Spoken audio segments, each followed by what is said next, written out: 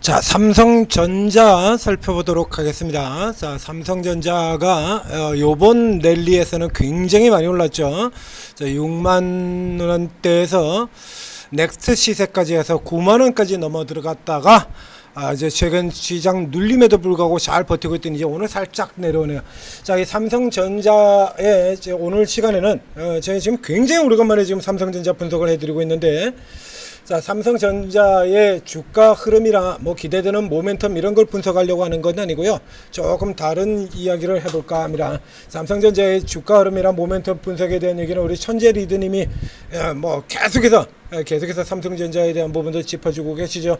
조금 이제 다른 얘기를 하려고 그러는데 뭐냐라고 하면, 자, 제 필명도 그렇고 제가 다루는 주요 종목들도 그렇고 아시는 분들 다 아시다시피 핵심 블루칩들, 각 섹터 업종의 대표 선수들, 대표급 종목들을 주로 다루게 되죠.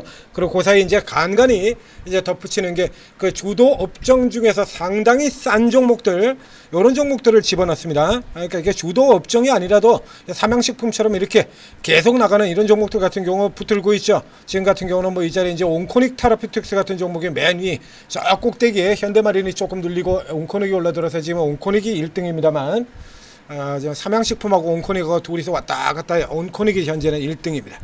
자, 이런 종목들하고 GNC 같은 종목들은 이런 주도주가 아니죠. 이게 S&D 같은 경우도 주도주가 아니고요. 예전에는 뭐 산일전기 같은 경우도 랭킹 업종 대표주라고 볼 수 없고, 세진중공업 말할 필요도 없죠. 이런 종목들 같은 경우도 이렇게 이제 거래를 해 나갑니다. 그러니까 삼성전자 역시 마찬가지로 아주 오랜 기간 동안 20년이 넘는 동안 넘버원이었습니다. 그런데 이거 자꾸 착각들을 조금씩 하시는 것 같아가지고요, 짚어드리려고 하는데, 우선 첫 번째로 삼성전자는 반도체 회사가 아닙니다. 삼성전자는 종합 IT 기업이지 반도체 회사가 아니에요. 반도체가 전부인 회사가 아니다 라는 얘기죠. 그리고 삼성전자의 주가에 미치는 영향은 시가총액 1위주라고 하는 부분들이 굉장히 자주 그리고 아주 강력하게 영향을 미쳐요. 즉 시장을 통으로 설 때 가장 대표적인 경우가 이 케이스가 되는데요. 우리 지수가 과거에 강철의 박스피를 기록하던 이 구간들 같은 데입니다. 좌측에 2011년부터 시작해서 2016년까지 오던 이 강철 박스피, 올랐다 내려갔다 그러니까 유럽계 헤지펀드들이 들어오면서 계속 이런 플레이를 벌였었죠.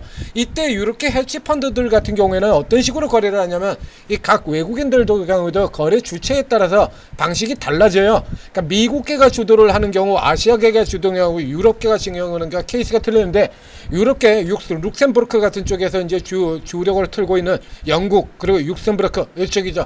이쪽 케이스 같은 경우는 단기 거래입니다. 그래서 물론 이 단기라는 게 개인들이 말하는 단기처럼 뭐 하루 이틀 사고 팔고 하는 이런 쪽의 단기가 아니라, 삼성전자 정도 종목은 한 달 정도 단위를 두고 사고 파는 거 단기 거래요. 삼성전자에서는. 더군다나 이 외국인 이렇게 덩치 큰 종목에서는. 그래서 한 달 사고 한 달 팔고, 한 달 사고 한 달 팔고 이런 식의 거래를 하는데, 유럽계들의 경우는 딱 대표적으로 들어가지고 삼성전자 하나고 선물하고 딱 두 개만 가지고 거래를 합니다. 이게 대표적인 유럽계 특성이에요.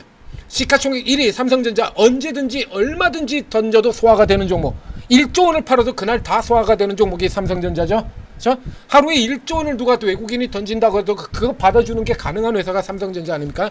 1조 원짜리를. 그래서 요 종목과 시가총액 1위인 이 종목과 선물만 가지고 게임을 벌이는 이런 때가 되면요, 이런 국면에 들어오면 삼성전자는 반도체하고 아무 관계없이 움직여버리게 됩니다. 그래서 나오는 흐름이 바로 지금 같은 흐름이죠. 삼성전자는 그저께 그래서 계속해서 빨간색 양봉의 시세를 보고 오늘 내려갔고요. 자, 반도체 회사인, 이거는 진짜 반도체죠. 시총 1위라고 하는 이런 쪽에, 얘가 뭐 물론 하이닉스 같은 경우도 시총 1위나 되는 거대 회사긴 합니다만, 하이닉스 같은 경우는 지금 이렇게 눌려도 그림이 좀 다르게 들어가지 않습니까? 요 차이가 시총 1위인 차이예요. 그래서 우리가 이 그림을 본다라고 할 때, 삼성전자의 경우는 시가총액 1위라고 하는 이 프리미엄을 받고 움직이는 때가 굉장히 많습니다. 바로 지금 같은 시기들이죠. 이게 시장에 대한 조정이 들어오는 이런 국면 같은 경우는 삼성전자는 반도체주라고 하는 모멘텀보다 시가총액 1위라고 하는 모멘텀을 더 많이 타고 주가가 움직이는 종목이에요. 그래서 반도체를 볼 때는 항상 반도체 섹터만 본다 그러면 삼성전자로 체크를 하는 게 아니라 하이닉스로 체크를 해야 되고요. 디스플레이로 체크를 한다 그러면 삼성 전자가 아니라 LG 디스플레이 가지고 체크를 해야 되고, 휴대폰을 본다라고 하면 삼성전자가 아니라 삼성전기, LG 이노텍을 가지고 체크를 해야 되는 겁니다. 섹터 대표주가 이렇게 흐름이 다 달라요. 삼성전자 같은 경우는 이제 최근에 이제 화제가 된 책도 있죠. 2030 삼성전자 시나리오 이렇게 됐는데, 그 책 내용을 이제 잠깐 제가 봤더니 2010년도에 부동산하고 비교가 나와 있어요. 그래서 부동산 강남 아파트가 이 지난 20년 동안, 그러니까 2000년 초반 이후죠, 250%가 올랐는데 삼성전자는 3500%나 올랐다. 이게 잘못된 비유고요. 이게 잘못된 겁니다. 강남 아파트의 경우는 20년 즉 2005년 수준에 이미 10억대까지 다 올라와 있던 아파트예요. 그렇기 때문에 거기서 올라 들어와 봐요. 얼마 올라 들어오지 않죠. 진짜 비교는 뭐가 되냐 그러면, 지난 40년 동안에 강남에 있는 저 압구정동 현대아파트 같은 케이스 말하는 겁니다. 강남 최고 아파트의 상승률을 이긴 유일한 종목이 삼성전자입니다. 딱 하나밖에 없어요. 삼성전자. 그리고 또 다른 기록이 하나 있었는데 이건 아직 이거 깨졌습니다. 이번에 삼성전자가. 그래서 제가 삼성전자를 제 닉네임에 맞지 않게, 제 취향에 맞지 않게 하이닉스는 거래를 해도 삼성전자를 거래하지 않는 이유가 여기 있습니다. 그래서 삼성전자를 사지 않고 대신 뭘 사죠? 삼성전자 올라갈 때 삼성전자하고 똑같이 들어가는, 이번에도 그랬죠? 삼성전자를 사지 않고 이 종목을 샀습니다. 자, 앞에도 설명드렸고요. 삼성전자가 올라 들어가게 되면 그냥 유진테크 사버리는 게 훨씬 낫다, 이런 얘기를 드려왔던 거죠. 자, 이 삼성전자의 경우에 기록을 하나 가지고 있는데 이 기록이 지금 깨졌습니다. 그래서 이제는 한국 증시에 단 한 종목도 없습니다. 무슨 기록이냐라고 하면, 지수가 신고가를 냈을 때, 지수가 신고가를 경신했을 때 종목이 직전의 고점을 반드시 넘어가는 종목. 자, 지수가 저 아래서부터 시작해서 보는 겁니다. 저 앞쪽부터 시작을 해가지고 저 99년 말 2000년에서 지수 1000포인트 기록을 깼을 때 반드시 신고가, 지수가 고가 기록했을 때 반드시 신고가를, 그 종목도 같이 신고가를 깨고 들어오는 종목이 역사상 저 이전까지 해서는요, 2015년까지 2016년까지 10년 전까지는 두 종목이 있었어요. 그 두 종목이, 한 종목은 커피를 만드는 회사 독점기업 동서고요. 그리고 또 다른 회사는 삼성전자, 이렇게 딱 두 종목이 있었습니다. 근데 이제 동서 같은 경우 2016년에 슈퍼랠리 그걸 거치면서 깨졌고요. 2016년에 고가를 못 들어가고 있죠. 그 다음에는 지수는 근데 분명히 넘어왔지 않습니까? 지수는 넘었는데 종목은 고점을 못 들어와요. 깨졌습니다.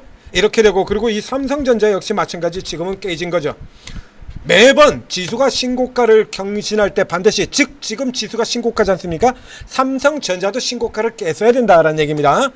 과거에 지금까지 삼성전자 40년 역사를 비교를 해서 본다라고 하면, 이번에 지수가 깼잖아요. 지수가 깨면 삼성전자도 반드시 깼어야 되는 게 지금까지 역사인데, 지수가 깨지는데 못 올라가서 이제 한국 증시에는 지수가 올라 들어갈 때 다음 사이클에서 반드시 직전 고점을 넘기는 종목의 존재가 없어졌습니다. 자, 삼성전자를 제가 잘 다루지 않는 이유가 또 몇 가지가 더 있는데요. 우선 이 중에서 가장 중요한 부분을 설명드렸습니다. 자, 2030 삼성전자 시나리오 같은 종목을, 이런 책들 같은 경우 읽어보면 아시겠습니다만, 그 책에서도 그 내용이 나오죠. 우선 스타트에서 삼성전자가 현재 처해 있는 위기를 설명을 하고 그걸 이겨내고 올라갈 것이다, 이렇게 되어 있는데, 안타깝게도 현재까지 상황으로는 이거 못 올라갑니다. 현재의 삼성전자는 정확하게 얘기하면 뭐냐 그러면요, 이건희의 삼성전자의 유산 빼먹고 있는 중입니다. 이건희의 삼성전자. 예전에요, 요 책 이전에, 과거에 20년 전에는 삼성전자가 세계 최고가 될 수밖에 없는 이유를 분석한 책들이 있었어요. 그래서 주식 도서 추천을 해드릴 때 그 책도 제가 반드시 추천을 해드렸습니다. 삼성전자가 왜 세계 최고 기업으로 군림하고 있느냐, 이 같은 경우 보면 그 책에 삼성전자가 세계 1위로 계속 군림할 수밖에 없는 이유로 등장했던 요인들이 현재도 작동되고 있는 게 한 개도 없습니다. 단 하나도 없어요. 다 깨졌어요. 없어요. 지금 삼성전자, 지금 당장 같은 경우 보죠. 그 책에서 나오는 거 보면 뭐 얘기를 하고 있냐 그러면, 파운드리 얘기를 하고 있죠. 최근에 이제 파운드리 대형 계약이 나오긴 나왔습니다. 근데 이 파운드리 같은 경우도 그렇죠. 지금 삼성전자가 그래서 이제 이쪽 하겠다, 파운드리를 세계 최고로 하겠다라고 했는데, 현실은 어떻게 됐어요? TSMC하고 격차가 오히려 지금 더 벌어져 버렸죠. 그러니까 파운드리 한다고 그쪽으로 들어가 있는 동안에 이제 HBM이 또 올라버렸습니다. 그러니까 HBM을 등한시에 이러다가 하이닉스한테 따라잡히고 나니까 이제 와가지고 뒤늦게 이제 HBM만 더고 호적거려다가 이번에 또 파운드리에서 또 격차 훅 걸어서요. 그러니까 예전 삼성전자하고 지금 정반대로 가는 거죠. 과거 삼성전자가 세계 최고였던 시절에는 다음 차세대 쪽 차세대의 흐름이 어느 쪽으로 갈 것이냐를 전망을 하고, 그리고 거기다가 집중적으로 투자를 해서 선제적으로 공격적으로 집중적으로 투자를 해서 그쪽이 커갔을 때 상대적으로 왕창 올라가는 거, 반도체 치킨 게임 같은 경우도 똑같은 역할을 했던 거고요. 근데 현재의 삼성전자는 예전에 이건희가 이끌던 삼성전자가 아니다 이거야. 윤종룡 부회장이 있고 이건희가 있고 진대재가 있고 이런 사람들이 있던 황창규가 있던 이 삼성전자가 아니야. 각 부문별 사장 같은 경우도 지금 제대로 방향 하나도 못 잡고 있지 않습니까? 이거? 그래서 왔다 갔다 하는 거야. 그냥 왔다 갔다야. 그러니까 시스템 반도체 쪽으로 가겠다 그랬다가 시스템 파운드리 쪽으로 가겠다가 파운드리 HBM 뜨니까 파운드리 갖다 버려버리고 이리 갔다가, 그래서 파운드리 종목들 같은 경우도 해서 덩달아 그러고 있죠. 삼성전자가 이런 짓을 하는 바람에 파운드리 종목들 이쪽 관련주 같은 경우도, 그래서 삼성전자가 1위를 간다 그러니까 주가 확 올라 들어갔다가, 그 다음에 삼성전자가 HBM 간다 그랬다가 그러니까 또 다시 박살이 났다가 다시 또 지금 같은 경우 또 삼성전자 다시 계약 따냈다 그러니까 또 지금 올라 들어왔다가, 삼성전자 자체가 갈피를 못 잡고 있다는 얘기예요. 그러면 이 현재 이재용이 그래서 삼성전자가 가야 할 길을 방향을 제대로 잡아주고 있느냐 이거 못 잡죠. 그러면 삼성전자의 그 사장들, 예전에 황창규라든가 진대재라든가 이런 반도체 부분 사장들, 이런 사람들이 이 반도체 흐름을 잡고 들어가고 있냐 이거. 이게 지금 경질시켜야 될 수준이죠. 하이닉스하고 비교를 해본다 그러면 경질시켜버려야 될 수준이에요. 여기에 삼성전자가 가지고 있는 시가총액 프리미엄을 제거시켜버리고 그 자체로 보게 된다면 이게 무슨 일이 생기게 되냐라고 하면요, 이게 자, 삼성전자가 현재 PER이 15개월 선행 PER이 15.1배입니다. 15.1배. 앞서서 제가 잠깐 강남 아파트의 상승률을 이기는 유일한 종목이라는 설명을 드렸었죠. 지난 2020년에 코로나 사태 때 강남 아파트, 강남 아줌마들, 이른바 그 유명한 강남 아줌마들 투자 붐이, 그게 삼성전자를 끌어올리고 우리 증시가 슈퍼랠리를 보이게 하는 가장 큰 원동력 아닙니까? 그럼 그 강남 아파트 아줌마들이, 강남 아줌마들이 왜 삼성전자를 샀냐 이거야. 그게 삼성전자의 경우 강남 아파트 가격을 이기는 유일한 종목이 삼성전자였기 때문에 그런 거예요. 근데 지금의 삼성전자는 하이닉스한테도 팔리고 있죠. 삼성전자 15.1배고요. 하이닉스가 지금 PER이 몇 배냐 그러면, 하이닉스가 지금 PER이 7배입니다. 삼성전자가 2배나 비싸요. 그러니까 반도체를 미래를 보고 투자를 한다 그러면 지금 같은 경우는 확실하게 반도체의 방향을 잡고 그룹을 방향을 잡고 갈 수 있는 최태원이라고 하는 리더가 있는 하이닉스가 더 나은 거예요. 지금 같은 경우는 반도체만으로는요.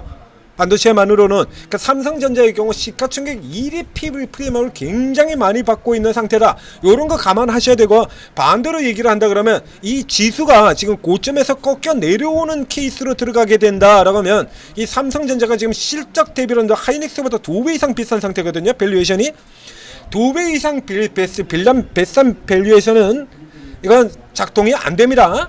그래서 이제 삼성전자 같은 경우는 이제 밀려 내려오겠지만 어느 정도 이제 밀려 내려왔다 돌아서 저가에서 받는 쪽이라 그러면 이거 삼성전자를 노리는 게 아니라 하이닉스를 받으셔야 돼요. 하이닉스를. 그리고 삼성전기 같은 종목들 노리셔야 되는 거고요.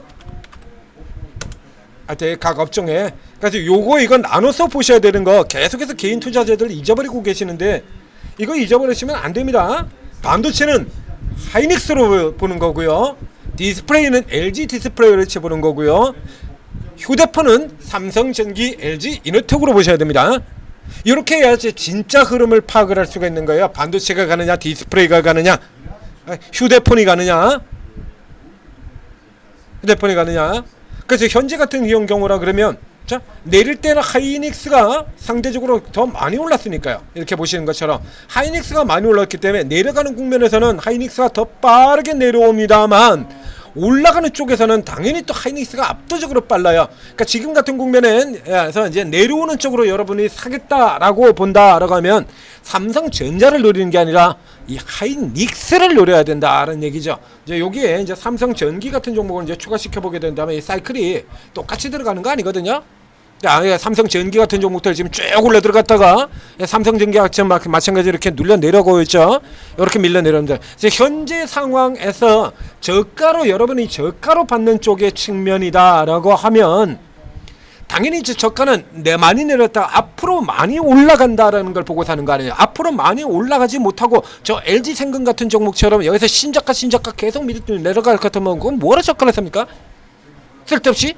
그렇죠? 앞으로 저가로 많이 내려왔기 때문에 많이 올라간다를 보고 포인트를 두고 게임을 벌이고 있는 거잖아요. 그래서 이런 식으로 들어간다 그러면 지금 현재 같은 국면에서는 삼성전자를 노리는 게 아니라 삼성전기와 하이닉스 쪽에다 포인트를 둬야 되는 겁니다. 그리고 그 책 같은 경우도 지금 현재 흐름하고 그래서 이 책만 보고 지금 무조건 책에 써져요. 책에 있는 게 그대로 다 진리가 될 것 같으면 그럼 그 책 쓴 저자들 같은 경우 전부 다 떼돈 벌고 다 재벌되어 있게요. 그래서 현재 상황에서 책에서 나온 내용하고 현재 상황을 비교를 해보시라는 거예요. 가장 대표적으로 2030 삼성전자 시나리오의 파운드리 부분하고 현재 TSMC와 삼성전자가 어떻게 되냐를 비교를 해보시면 되는 겁니다. 자, 다시 한번 얘기 드리면 현재의 삼성전자는 반도체 모멘텀보다 시가총액 1위 모멘텀이라는 게 더 강하다 이겁니다. 그래서 시총이 이렇게 지수가 이렇게 연락에 달려 들어오자 그동안에 6월달부터 시작해서 지금까지 계속 때려 팔았던 기관들 같은 경우에 뭐 꼼짝 못하는 거죠. 그래서 이렇게 해서 쭉 따라 들어온 거고 이렇게 외국인들 같은 경우에는 이게 삼성전자에 숏커버 들어오는 거죠. 이렇게까지 지금 매도가 많습니다. 하이닉스하고 비교를 해본다 그러면 완전히 다르죠. 하이닉스 같은 경우도 지금 많이 팠습니다만 최근에 하이닉스하고 보면 구조가 다르지 않습니까? 이게 펀더멘털 차이인 거예요. 이게 진짜라는 얘기입니다. 얘네들 같은 경우는 그렇게 거래하는 애들이 아니라고 얘기 드렸잖아요. 외국인들은 펀더멘털을 중시하고 기관은 모멘텀에 목숨을 걸고 개인은 오로지 주가만 본다. 이게 한국 증시 룰 아닙니까? 자, 얘들이 이렇게 사들어오는 것 같은 게 이렇게 계속 하이닉스를 계속 사들어오는 데는 이유가 있다라는 얘기입니다. 그래서 이렇게 일부 차익 실현을 한 다음에 또 이쪽으로 들어오게 되었다는 얘기죠. 반도체가 모멘텀이 되면. 그래서 요거 구분하시고 접근을 하셔서 자, 이 하이닉스 같은 종목들 그리고 삼성전기 같은 종목들 주가 내려오면 좋은 위치에서 잡아서 다시 수익 내시길 바랍니다. 역시 마찬가지 위치에 들어온다 그러면 천지투자TV에서 또 분석을 해서 드리겠죠. 천지투자TV 구독 좋아요 눌러주시고 그리고 이런 종목들 같은 경우에는 뭐 이 개인들 같은 경우도 많이 들어오죠. 근데 뭐 생각 외로 이런 종목들을 정확하게 그렇게 분석을 해드린 경우는 많지는 않습니다. 자, 이게 천재투자TV 오르고 들어셔서 제대로 된 분석 받으시고 주가 흐름들까지 정확하게 칼같이 다 짚어드리고 있지 않습니까? 자, 돈 버시고 큰 수익 내시기 바랍니다.